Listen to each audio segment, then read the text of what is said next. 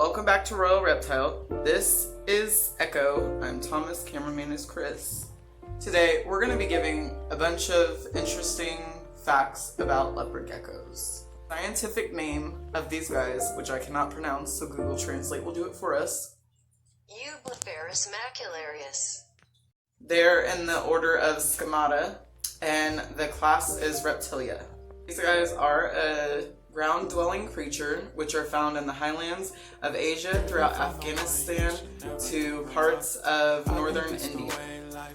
Leopard geckos are nocturnal, which means they do not need any UVB or over-the-top lights. They need under the tank heaters. So they do absorb all their heat from their belly, and you should have a hot side of about 90 to the highest and a cool side of about 70. These guys are relatively long-lived. They do live about 10 to 20 years, in the wild about 20 years, and there are males on record that are still breeding at the age of 27 and a half years. The skin is bumpy, has a goosebump look to it, but it is actually pretty soft, and they feel really cool. Feeding is pretty easy for these guys. As babies, you want to feed them about every day.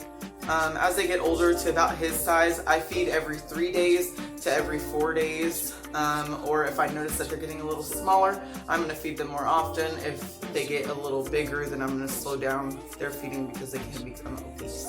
So these guys should have about 3 hides. One's going to be a moist hide, one's going to be a hide just on the hot side, and then you're going to want to put a hide on the cool side. This lets them thermoregulate their body temperature because they need the heat from the heat pad. 2 males should never be put together. They will literally rip each other apart until there's only one survivor. However, females can be housed together, especially during breeding, because you can have 1 male to every 3 females. And the website animalplanet.com said you could keep 3 females in a 20 long gallon aquarium. I would not suggest this, but this is what animalplanet.com said. First substrate with these guys, it's pretty simple. You can use the carpet, which some people it's controversy about because their nails are so tiny that they can get caught in there. But I've had the carpet in a few of my tanks and I haven't had any problems. However, I do use paper towels in some of mine. I use newspaper in some of mine. I also use cocoa fiber in some of mine. So another controversy thing is that leopard geckos do need a 20 long to survive. However, I do have some of mine in 10 gallons and I've never had a problem with them. Sorry about my hair, it's just messing up today. But I do keep most of mine in the 20 long, which is over here. If you are going to keep females together for breeding, I would suggest nothing smaller than the 40 gallon, which is here.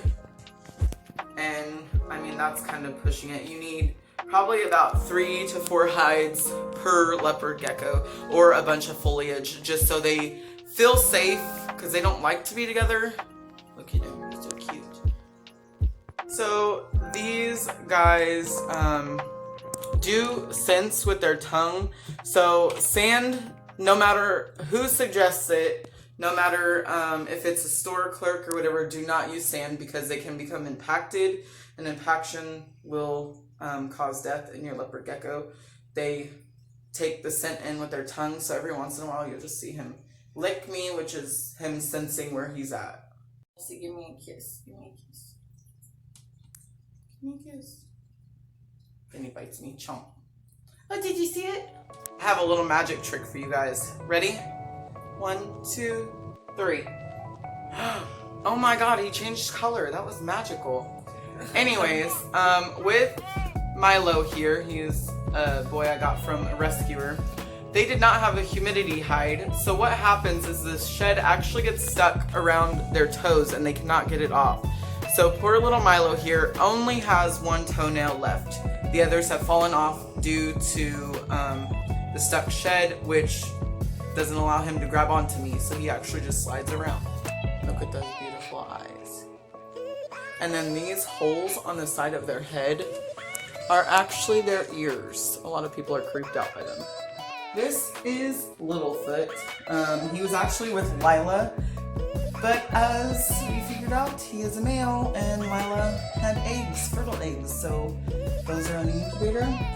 Like always, he wants you to subscribe, hit the bell for notifications, and follow us at Official Royal Reptiles. We're also getting some shirts for our channel.